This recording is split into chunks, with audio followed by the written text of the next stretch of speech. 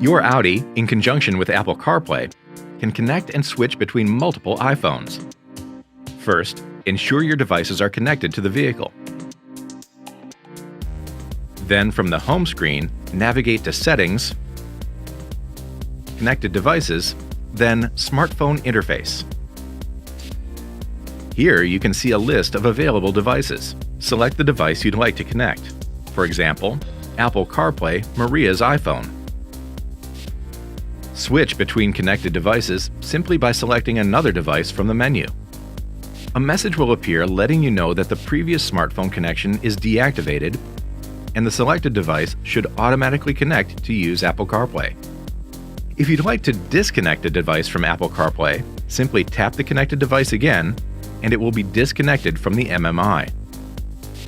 To remove a connected device, disconnect the device, then press and hold the name until the Options menu appears. Then select Delete. With Apple CarPlay, your Audi delivers connectivity, entertainment, and convenience.